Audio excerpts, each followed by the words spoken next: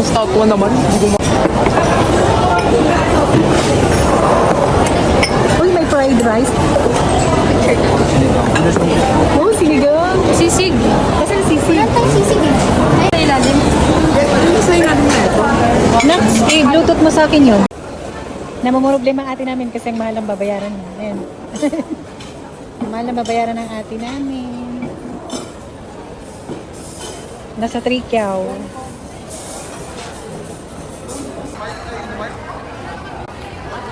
Bilisan nyo na, uy.